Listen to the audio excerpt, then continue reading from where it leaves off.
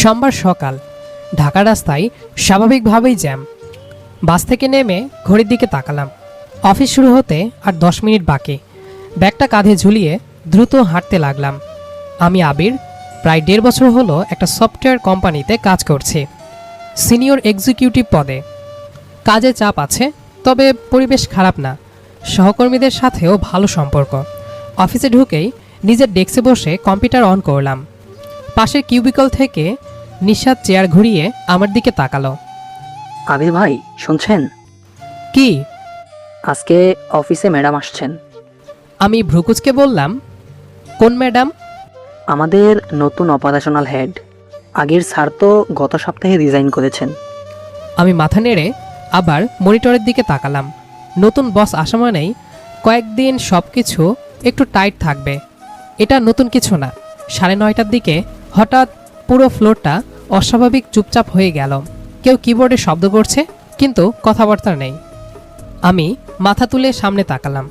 Reception থেকে একজন ভেতরে ঢুকছেন। কালো ফর্মাল প্যান্ট, সাদা শার্ট, হাতে একটা ফাইল। হাঁটার গতি একদম মাপা। পাশে HR ম্যানেজার। উনি কারো দিকে না তাকিয়ে সোজা কনফারেন্স রুমে ঢুকে গেলেন। নিশাদ ফিসফিস করে বলল, ওই যে উনি স্নেহা ম্যাডাম। আমি শুধু একবার তাকিয়ে আবার নিজের কাজে মন দিলাম। 10 মিনিট পর সবাইকে কনফারেন্স রুমে ডাকা হলো। আমরা গিয়ে বসতেই HR ম্যানেজার পরিচয় করিয়ে দিলেন। Anyone meet our new operations head, Miss Sneha Rahman. তিনি ছোট্ট করে মাথা নেড়ে বললেন, আমি খুব বেশি কথা বলি না, যার যেটা দায়িত্ব সেটা ঠিকভাবে করলেই আমাদের কাজ সহজ হবে। কথাগুলো শান্ত গলায় বলা হলেও পুরো রুম নিস্তব্ধ হয়ে গেল। তারপর তিনি টেবিলে রাখা কয়েকটা রিপোর্ট উল্টে দেখলেন। হঠাৎ একটা পাতায় চোখ আটকে গেল। তিনি মুখ না তুলেই বললেন, এই রিপোর্টটা কে বানিয়েছেন? কেউ উত্তর দিল না। তিনি এবার চোখ তুলে চারিদিকে তাকালেন। আমি দ্বিতীয়বার একই প্রশ্ন করি না। আমি হাত তুললাম। আমি। তিনি রিপোর্টটা আমার দিকে এগিয়ে দিলেন। পৃষ্ঠা 7-এ সেলস ডেটার সাথে সামারির সংখ্যা মিলছে না। জমা দেওয়ার আগে অন্তত একবার যাচাই করা উচিত ছিল। আমি রিপোর্টটা হাতে নিয়ে দেখলাম, সত্যি একটা হিসাবের ভুল হয়েছে। সরি ম্যাডাম, আমি ঠিক করে দিচ্ছি। তিনি আর কিছু বললেন না। পরে রিপোর্টে চলে গেলেন। কেউ বকা খেল না, উচ্চস্বরে কিছু বললেন না। কিন্তু পুরো রুমের সবাই বুঝে গেল উনি ভুল একদমই পছন্দ করেন না। মিটিং শেষ হতেই নিশাদ ধীরে ধীরে আমার পাশে এসে দাঁড়ালো। দেখলেন, একদম শুরুতেই ভুল ধরে ফেললো। আমি হালকা হেসে বললাম, ভুল তো ছিলই, ধরবে না কেন? আমার মনে হয় সামনের দিনগুলো সহজ হবে না। আমি উত্তর দিলাম না। মনিটরের সামনে বসে রিপোর্টটা ঠিক করতে লাগলাম। রিপোর্টটা ঠিক করে আবার মেইল করে দিলাম। 5 মিনিটও যায়নি, ইনবক্সে রিপ্লাই চলে এলো, রিসিভড। শুধু একটা শব্দ, না থ্যাঙ্কস না অন্য কিছু। আমি মেইলটা বন্ধ করে আবার কাজে মন দিলাম। নতুন বস কেমন সেটা নিয়ে অফিস জুড়ে ফিসফাস শুরু হয়ে গেছে। কেউ বলছে খুব স্ট্রিক্ট, কেউ বলছে আগের কোম্পানিতেও নাকি এমনই ছিলেন। এসব গল্পে আমার কখনোই আগ্রহ ছিল না। যার যার কাজ ঠিক থাকলে অযথা ভয় পাওয়ারও কিছু নেই। দুপুরের দিকে HR থেকে একটা মেইল এলো। বিকেল 4টায় পুরো টিমের সাথে প্রজেক্ট রিভিউ হবে। সবাইকে উপস্থিত থাকতে বলা হয়েছে। সময় মতো কনফারেন্স রুমে ঢুকলাম। স্নেহা ম্যাডাম আগে বসে আছেন, সামনের ল্যাপটপ খোলা। আমরা সবাই বসার পর তিনি কোনো ভূমিকা না দিয়েই কাজের কথায় চলে গেলেন। একজন একজন করে সবার আপডেট শুনছিলেন। আমার পালা আসতেই আমি প্রজেক্টের বর্তমান অবস্থা বুঝিয়ে বললাম। মাঝখানে তিনি একবারও থামলেন না। সব শুনে শুধু বললেন, ক্লায়েন্টকে আপডেট কবে দেবেন? আগামীকাল দুপুরের মধ্যে। তিনি কয়েক সেকেন্ড আমার দিকে তাকিয়ে রইলেন। আগামীকাল দুপুর না, সকাল 10টার আগে যাবে। ঠিক আছে, চেষ্টা করব। তিনি ভ্রু তুলে বললেন, আমি চেষ্টা শুনতে চাইনি, হবে কি হবে না। রুমটা আবার চুপ হয়ে গেল। আমি শান্ত গলায় বললাম, হবে। তিনি মাথা নেড়ে পরের জনের দিকে মন দিলেন। মিটিং শেষ হওয়ার পর সবাই একসাথে বের হচ্ছিল। নিশাদ আমার কানের কাছে এসে ফিসফিস করে বলল, ভাই, চেষ্টা করব কথাটাই আজ থেকে ডিকশনারি থেকে বাদ দেন। আমি হেসে ফেললাম। কাজটা সময় মতো শেষ হলেই হলো। পরদিন সকাল আমি অফিসে একটু আগেই চলে এলাম। ক্লায়েন্টের জন্য প্রজেক্ট শেষ করে সকাল 10:45টার মধ্যেই মেল পাঠিয়ে দিলাম। 10টা 5 মিনিটে আবার রিপ্লাই এলো, গুড। এবারও মাত্র এক শব্দ। আমি নিজের অজান্তেই হালকা হাসলাম। মানুষটা অদ্ভুত, অপ্রয়োজনীয় একটা শব্দ বেশি বলে না। দুপুরের দিকে ক্যান্টিনে বসে খাচ্ছি, এমন সময় নিশাত দৌড়ে এসে বলল, আবিদ ভাই, ম্যাডাম আপনাকে ডাকছেন। আমি পানির গ্লাসটা রেখে উঠে দাঁড়ালাম। কেবিনের দরজায় নক করতেই ভেতর থেকে অনুমতি এলো। ভেতরে ঢুকে দেখলাম তিনি ল্যাপটপে কিছু দেখছেন। আমি সামনে দাঁড়াতেই তিনি চোখ না তুলেই বললেন, বসুন। আমি চুপচাপ বসলাম। কয়েক মুহূর্ত পর তিনি একটা ফাইল আমার দিকে এগিয়ে দিলেন। এই প্রজেক্টটা আপনি লিড করবেন। আমি অবাক হয়ে ফাইলটার দিকে তাকালাম। আমি? তিনি এবার প্রথমবারের মতো সরাসরি আমার দিকে তাকালেন। কোনো সমস্যা? না, তবে টিমে আমার চেয়ে সিনিয়র মানুষও আছেন। আমি জানি। তিনি আরেকটা ফাইল খুললেন। গত 1 বছরে আপনার কাজের রিপোর্ট আমি দেখেছি। ভুল করেন, কিন্তু একই ভুল দ্বিতীয়বার করেন না, সেটা আমার প্রয়োজন। আমি কয়েক সেকেন্ড চুপ করে রইলাম। এতক্ষণে বুঝলাম তিনি মানুষকে কথাই নয়, কাজে বিচার করেন।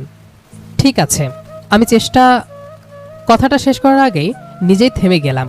তিনি ঠোঁটের কোণে খুব হালকা একটা হাসি চাপা দিলেন কিনা ঠিক বুঝতে পারলাম না, শুধু বললেন, ভালো, তাহলে কাজ শুরু করুন। ফাইলটা হাতে নিয়ে কেবিন থেকে বেরিয়ে এলাম। বাইরে দাঁড়িয়ে থাকা নিশাত কৌতূহলী চোখে তাকিয়ে বলল, কি হলো? আমি ফাইলটা দেখিয়ে শুধু বললাম, মনে হচ্ছে আজ থেকে কাজটা একটু কঠিন হতে চলেছে। নিশাত দীর্ঘ শ্বাস ফেলে বলল, আপনার জন্য কঠিন, আর আমাদের জন্যও। কারণ আপনি লিভ মানেই চাপটা শেষ পর্যন্ত আমাদের উপরেও আসবে। আমি হেসে মাথা নেড়ে নিজের ডেস্কে ফিরে এলাম। নতুন প্রজেক্টটা হাতে নেওয়ার পর থেকেই দিনগুলো আগের চেয়ে ব্যস্ত হয়ে গেল। টিমের সবাইকে নিয়ে আলাদা করে কাজ ভাগ করে দিলাম।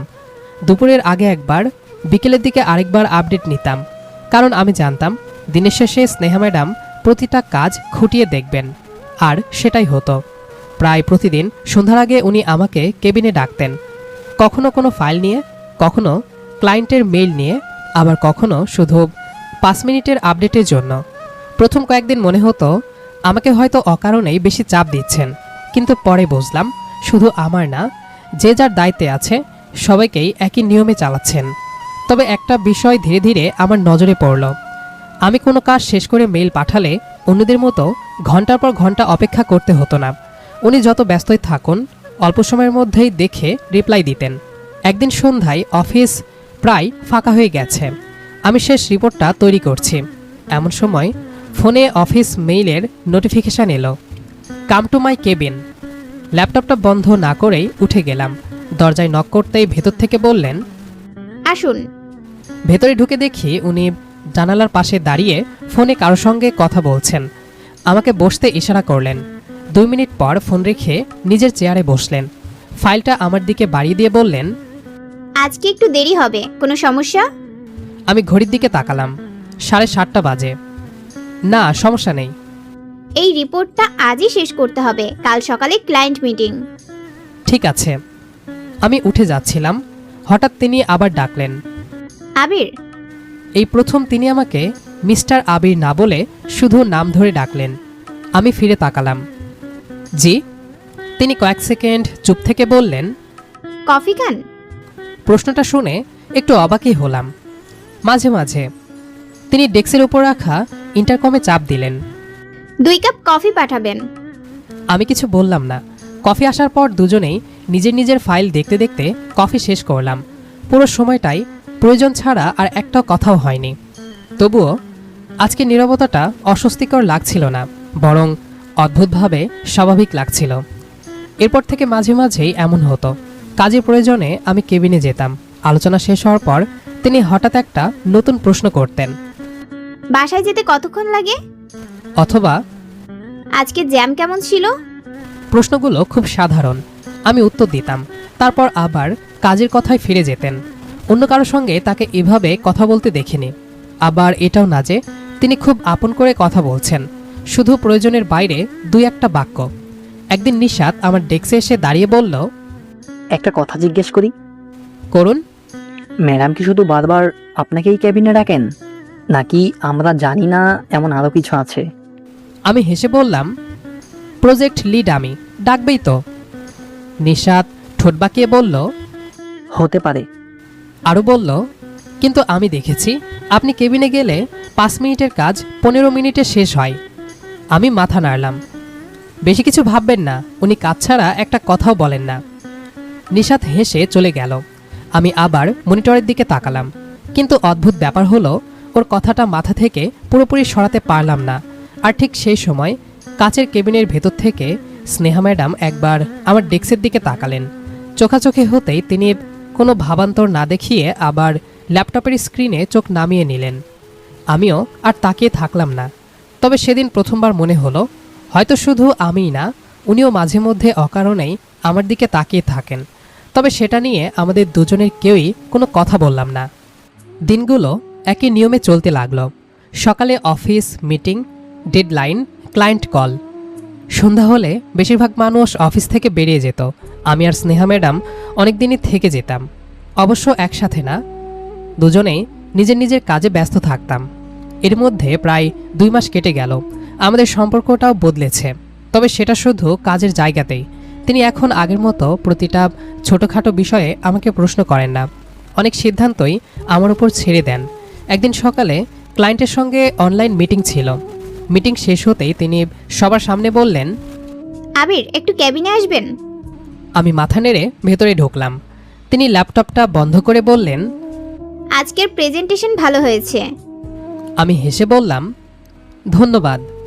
কয়েক সেকেন্ড চুপ থেকে তিনি আবার বললেন, আপনার একটা অভ্যাস আমার ভালো লাগে। আমি অবাক হয়ে তাকালাম। কোনটা? কৃতিত্বটা কখনো একা নেন না, টিমের সবার নাম বলেন। আমি কিছু বললাম না। এতদিনে প্রথমবার তিনি আমার কাজের প্রশংসা করলেন। অফিস থেকে বের হওয়ার সময় নিশাত বলল, ভাই, ম্যাডাম আজকে আপনাকে ধন্যবাদও দিলেন নাকি? আমি হেসে বললাম, শুনে ফেলেছেন? পুরো অফিস শুনেছে। আমি আর কথা বাড়ালাম না। সেদিন রাতেই প্রবল বৃষ্টি নামলো। আমি বাসস্ট্যান্ডে দাঁড়িয়ে আছি, ছাতা আছে, কিন্তু বৃষ্টির সাথে বাতাসও চলছে। হঠাৎ পাশে একটা কালো গাড়ি এসে থামলো। গাড়ির কাছ নিচে নামতেই ভেতর থেকে পরিচিত কণ্ঠ। আবির, আমি একটু অবাক হলাম। আপনি? এই বৃষ্টিতে বাসের জন্য দাঁড়িয়ে আছেন? হ্যাঁ, চলে যাব। তিনি কয়েক সেকেন্ড তাকিয়ে থেকে বললেন, উঠুন, আমি ওই দিকেই যাচ্ছি। আমি প্রথমে রাজি হলাম না। না, ঠিক আছে, কষ্ট হবে। তিনি আগের মতোই শান্ত গলায় বললেন, আমি একবার বলি, তার মানে না করার সুযোগ নেই। আমি দরজা খুলে সামনে বসলাম। গাড়ির ভেতরে হালকা একটা সুগন্ধ। দুজনেই কিছুক্ষণ চুপ। কিছু দূর যাওয়ার পর তিনি বললেন, অফিসের বাইরে আমাকে ম্যাডাম না বললেও হবে। আমি তাকালাম। তাহলে? স্নেহা বললেই হবে। আমি একটু হেসে বললাম, কিন্তু যা বলেছি তাই। ঠিক আছে। তিনি জানালার বাইরে তাকিয়ে রইলেন। তারপর খুব স্বাভাবিকভাবেই বললেন, আর একটা কথা, বলুন। আপনি অফিসের বাইরেও এমনই কম কথা বলেন? আমি হেসে ফেললাম। মানুষ বুঝে বলি। তিনি আর কিছু বললেন না, শুধু ঠোঁটের কোণে হালকা হাসি ফুটে উঠল। এরপর থেকে মাঝে মধ্যে এমন হতো, অফিস ছুটির পরে যদি সময় মিলে যেত, তিনি আমাকে বাসস্ট্যান্ড পর্যন্ত নামিয়ে দিতেন। কথা খুব বেশি হতো না, কখনো শহরে জ্যাম নিয়ে, কখনো পুরনো সিনেমা নিয়ে, কখনো শুধু নীরবতা। কিন্তু সেই নীরবতার মধ্যেও অস্বস্তি থাকতো না। একদিন গাড়ি থেকে নামার আগে তিনি হঠাৎ বললেন, একটা প্রশ্ন করব? জি। অফিসে সবাই আমাকে ভয় পায়, আপনি পান না? আমি কয়েক সেকেন্ড ভেবে বললাম, সম্মান করি, ভয় পাই না। তিনি উত্তর দিলেন না, শুধু অনেকক্ষণ আমার দিকে তাকিয়ে রইলেন। এর পরের সপ্তাহে শুক্রবার, অফিস বন্ধ। সকালে ফোনে একটা মেসেজ এলো। আজকে ফ্রি আছেন? আমি অবাক হলাম। অফিসের বাইরে এই প্রথম তিনি আমাকে মেসেজ করলেন। আমি রিপ্লাই দিলাম, জি। কেন? কয়েক মিনিট পর উত্তর এলো, একটা জায়গায় যেতে হবে, একা যেতে ইচ্ছে করছে না, যদি সময় থাকে। মেসেজটা পড়ে কয়েক সেকেন্ড ফোনের দিকে তাকিয়ে রইলাম। এটা অফিসের কোনো কাজের মেসেজ না, কোনো ফাইলের কথাও না, এটা একেবারে ব্যক্তিগত। আমি লিখলাম, কোথায়? দেখা হলে বলবো। মেসেজটা পড়ে অজান্তেই হেসে ফেললাম। আমি আর বেশি কিছু জিজ্ঞেস করলাম না, শুধু সময় আর জায়গাটা পাঠাতে বললাম। কয়েক সেকেন্ড পর লোকেশন চলে এলো, দুপুর 4টা। ধানমন্ডির একটা শান্ত ক্যাফে। আমি সময় মতো পৌঁছে দেখি স্নেহা আগেই এসে বসে আছেন। আজ তাকে অফিসের মতো লাগছে না। হালকা নীল কুর্তি, চুল খোলা, সামনে 1 কাপ কফি। আমাকে দেখে তিনি শুধু মাথা নেড়ে বললেন, আসুন। আমি চেয়ার টেনে বসলাম। কয়েক সেকেন্ড দুজনেই চুপ। ওয়েটার এসে অর্ডার নিল। আমি কফি নিলাম। ওয়েটার চলে যেতেই তিনি টেবিলের ওপর হাত রেখে বললেন, জানেন কেন ডেকেছি? না। অফিসের বাইরে আপনাকে কখনো বসে কথা বলতে দেখিনি, ভাবলাম মানুষটাকে একটু চিনে দেখি। আমি হালকা হেসে বললাম, আমাকে চিনে কি হবে? সব মানুষেরই একটা অফিসের বাইরের পরিচয় থাকে। আমি উত্তর দিলাম না। কফি চলে এলো। কাপে একবার চুমুক দিয়ে তিনি হঠাৎ বললেন, একটা ব্যক্তিগত প্রশ্ন করব? করুন। তিনি কয়েক সেকেন্ড আমার দিকে তাকিয়ে থাকলেন। তারপর খুব স্বাভাবিক গলায় বললেন, আপনার কাউকে পছন্দ আছে? প্রশ্নটা শুনে আমি কফির কাপটা টেবিলে নামিয়ে রাখলাম। এতটা সরাসরি প্রশ্ন আশা করিনি। আমি একটু হেসে বললাম, না। কখনো ছিল? না। কেন? সময় পাইনি, আর যাকে নিয়ে ভবিষ্যৎ ভাবা যায় তেমন কাউকে পাইনি। তিনি মাথা নিচু করে কাপের দিকে তাকিয়ে রইলেন। মনে হলো উত্তরটা মন দিয়ে শুনলেন। তারপর আস্তে করে বললেন, আচ্ছা। এরপর আর বিষয়টা টানলেন না, বরং আমার পরিবার, বাবা মা, ছোটবেলার গল্প এসব জানতে চাইলেন। আমি যতটুকু প্রয়োজন ততটুকুই বললাম। কিন্তু একটা জিনিস খেয়াল করলাম, তিনি নিজের সম্পর্কে খুব কম বলেন, শুধু শোনেন। সেদিন ক্যাফে থেকে বের হওয়ার সময় সন্ধ্যা হয়ে গেছে। রাস্তার পাশে দাঁড়িয়ে তিনি বললেন, আজকে ভালো লাগলো। আমারও। তিনি গাড়িতে উঠে চলে গেলেন। আমি অনেকক্ষণ দাঁড়িয়ে রইলাম। অদ্ভুতভাবে মনে হচ্ছিল আজকের বিকেলটা খুব দ্রুত শেষ হয়ে গেল। তারপর থেকে শুক্রবারগুলো যেন অন্যরকম হয়ে গেল। প্রতি সপ্তাহে না হলেও 2-3 সপ্তাহ পর পর তিনি একটা মেসেজ দিতেন, আজকে সময় হবে? অথবা 1 কাপ কফি খাবেন? আমি কখনো না বলিনি। ধীরে ধীরে অফিসের বাইরের কথার পরিমাণ বাড়তে লাগলো। তিনি জানতে পারলেন আমি বই পড়তে ভালোবাসি। আমি জানলাম তিনি ছোটবেলা থেকেই রবীন্দ্রসঙ্গীত শুনতে পছন্দ করেন। আমি জানলাম বৃষ্টি হলে তিনি অকারণে গাড়ি নিয়ে বের হন। তিনি জানলেন আমি ভিড় একদম পছন্দ করি না। এই ছোট ছোট জানাশোনাগুলো কখন যে অভ্যাস হয়ে গেল বুঝতেই পারলাম না। একদিন অফিসে দুপুরের দিকে তিনি কেবিনে ডাকলেন।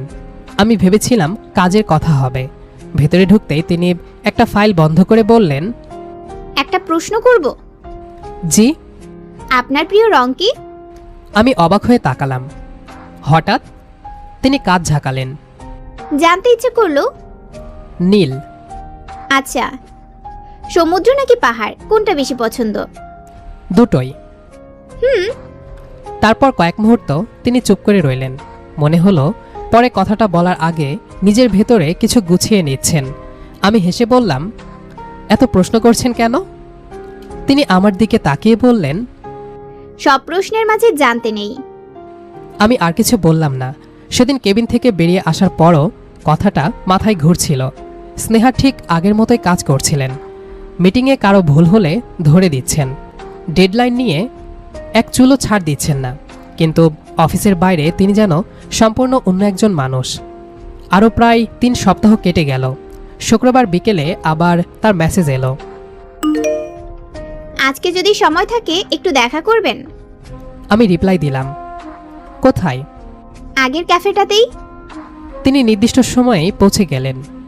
আজকে ক্যাফেতে মানুষের ভিড় কম। জানালার পাশের টেবিলে বসেছিলেন তিনি। সামনে শুধু 1 গ্লাস পানি। আমি বসতেই তিনি বললেন, আজকে কফি পরে অর্ডার দেব।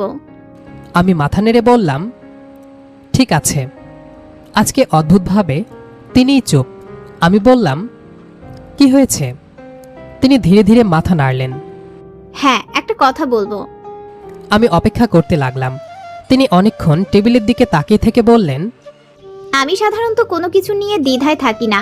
অফিসে সিদ্ধান্ত নিতে আমার 5 মিনিটও লাগে না, কিন্তু এই একটা ব্যাপারে প্রায় 1 মাস ধরে ভাবছি। আমি কিছু বললাম না। তিনি আস্তে করে বললেন, আপনি নিশ্চয়ই বুঝেছেন আমি ইচ্ছা করেই অফিসের বাইরে আপনার সঙ্গে দেখা করি। আমি মাথা নিচু করলাম। আসলে না বোঝার মতো কিছু ছিল না। তিনি আবার বললেন, আমি ইচ্ছা করেই আপনার পছন্দ অপছন্দ জানতে চেয়েছি। আপনি কি খেতে ভালোবাসেন, কি রং পছন্দ করেন, কি ধরনের মানুষ, সব। আমি শান্ত গলায় বললাম, বুঝেছি। তিনি হালকা হেসে বললেন, তাহলে আর লুকিয়ে লাভ নেই। একটু থেমে গভীর শ্বাস নিয়ে বললেন, আমি আপনাকে পছন্দ করি আবির। কথাটা খুব আস্তে বলা হলেও পরিষ্কার শুনতে পেলাম। তিনি আবার বললেন, প্রথমে আপনার কাজকে সম্মান করতাম, পরে মানুষটাকে চিনতে ইচ্ছে করলো, তারপর বুঝলাম অফিসে আপনার আসার অপেক্ষা করি। কোনোদিন ছুটি নিলে অকারণেই দিনটা বিরক্তিকর লাগে। আমি চুপ করে রইলাম। তিনি নিজেই আবার বললেন, আপনি কিছু বলছেন না কেন? আমি দীর্ঘশ্বাস ফেললাম, কারণ আমি এটা আশা করিনি। স্নেহা মাথা নেড়ে বললেন, জানি। আমি কিছুক্ষণ চুপ থেকে বললাম, আপনি আমার বস। তিনি শুনে মৃদু হেসে ফেললেন। জানি। অফিসে মানুষ অনেক কথা বলবে, মানুষের তো কাজই এইটা। যদি কোনোদিন সম্পর্কটা না টিকে। তিনি একদম আমার চোখের দিকে তাকালেন। তাই তো আমি সম্পর্ক করতে চাই না। আমি ভ্রুকুচকে বললাম, মানে? তিনি কোনো ঘুরিয়ে কথা বললেন না। আমি প্রেম করতে চাই না। আমি অবাক হয়ে তাকিয়ে রইলাম। তিনি বললেন, আমার বয়স, দায়িত্ব সবকিছু মিলিয়ে আমি খেলা ছলে কোনো সম্পর্কে যেতে পারবো না। আমি যদি কাউকে জীবনে জায়গা দেই, তাহলে তাকে নিয়েই শেষ পর্যন্ত যেতে চাই। আমি কিছুই বলতে পারছিলাম না। তিনি ধীরে ধীরে বললেন, তাই আপনাকে একটা প্রস্তাব দিচ্ছি। আমি চুপ। যদি কখনো মনে হয় আমাকে জীবনসঙ্গী হিসেবে মেনে নিতে পারবেন, তাহলে আমরা দুই পরিবারের সঙ্গে কথা বলবো। কোনো লুকোচুরি প্রেম না, সরাসরি বিয়ে। পুরো ক্যাফেটা তখনও আগের মতোই শান্ত, কিন্তু আমার ভেতরে যেন হাজারটা প্রশ্ন ঘুরছে। আমি বললাম, আপনি কি নিশ্চিত? খুব। আর যদি আমি না বলি? তাহলে সোমবার অফিসে আপনি আমাকে আগের মতোই অপারেশন হেড হিসেবেই পাবেন। আপনার উপর কোনো প্রভাব পড়বে না।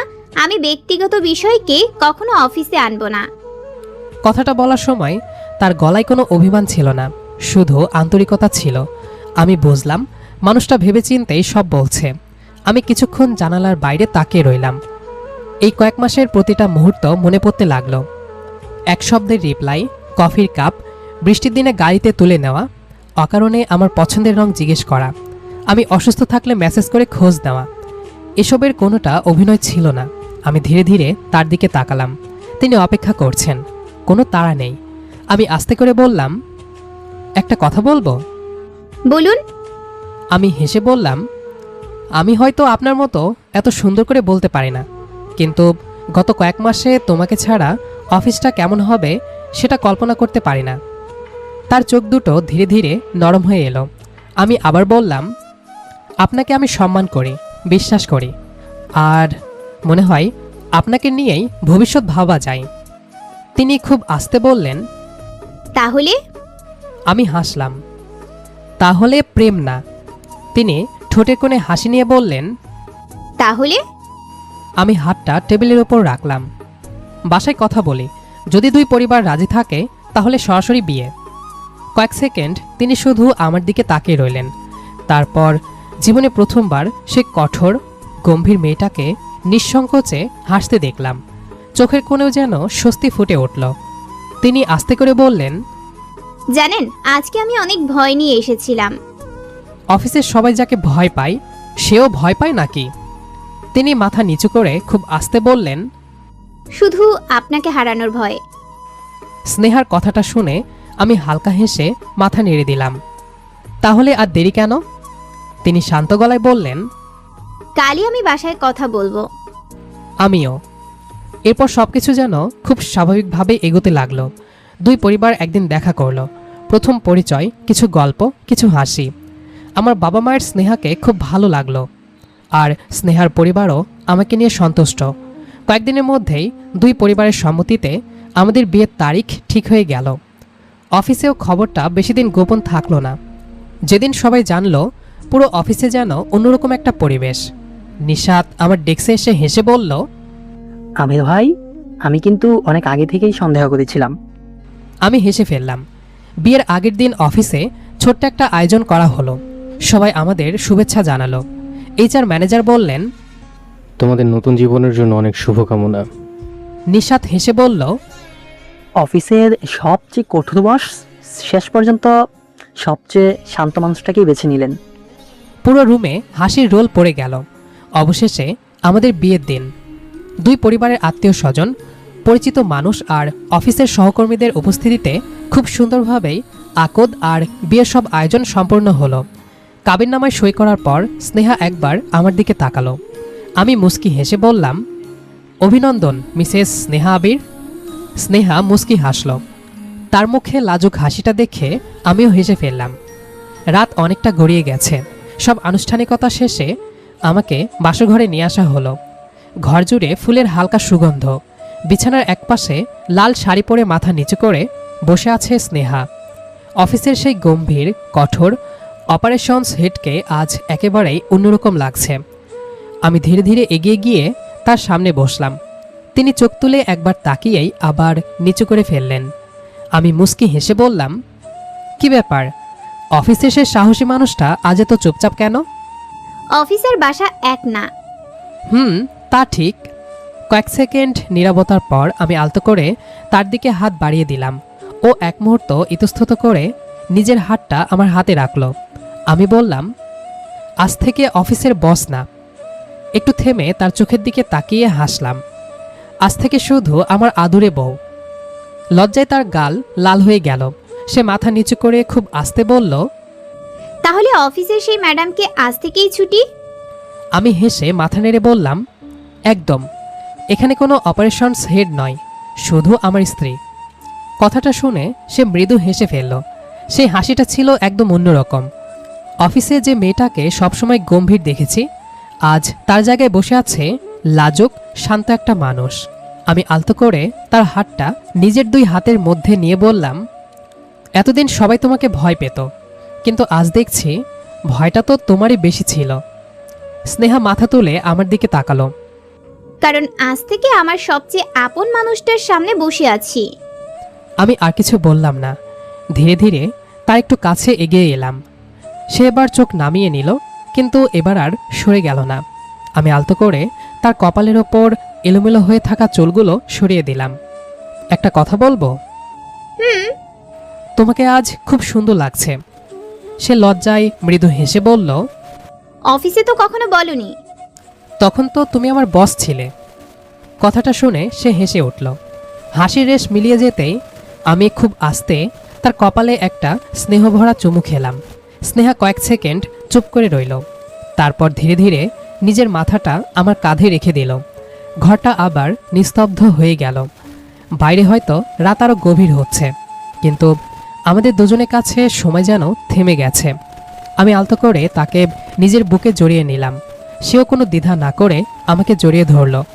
কিছুক্ষণ পর সে মুখ তুলে আমার দিকে তাকালো, চোখে লাজুক হাসি। একটা কথা বলি? বলো। আজকে মনে হচ্ছে তোমাকে আবির বলে ডাকতেও নতুন লাগছে। আমি হেসে তার গালে আলতো করে একটা চুমু দিলাম। অভ্যাস হয়ে যাবে বউ। সে লজ্জায় চোখ বন্ধ করে ফেলল। তারপর খুব আস্তে আমার গালেও একটি চুমু এঁকে দিল। আমি অবাক হয়ে তাকাতেই সে ফিসফিস করে বলল, সবসময় শুধু আপনিই সাহস দেখাবেন তা তো হয় না। আমরা দুজনেই হেসে উঠলাম। আমি তার থুতনিটা আলতো করে তুলে চোখের দিকে তাকালাম। সে নীরবে সম্মতি জানিয়ে চোখ বুজে নিল। আমি ধীরে ধীরে ওর ঠোঁটের সাথে নিজের ঠোঁট মিলিয়ে দিলাম। স্নেহা আমার শার্টের কলার আঁকড়ে ধরল। কিছুক্ষণ কিস করার পর আমি ওকে ছেড়ে দিলাম। ছেড়ে দিতেই সে লজ্জায় আবার আমার বুকে মুখ লুকিয়ে ফেলল। আমি তার মাথায় আলতো করে হাত বুলিয়ে দিলাম। আজ থেকে কোনো দূরত্ব নেই। সে আমাকে আরো শক্ত করে জড়িয়ে ধরে আস্তে করে বলল, হ্যাঁ, আজ থেকে শুধু তুমি আর আমি, আমাদের নতুন জীবনের শুরু। তো বন্ধুরা, এই ছিল আমাদের আজকের গল্প। গল্পটি ভালো লাগলে ভিডিওটিতে লাইক, কমেন্ট, শেয়ার করে আমাদের সাথেই থাকবেন। ধন্যবাদ সবাইকে।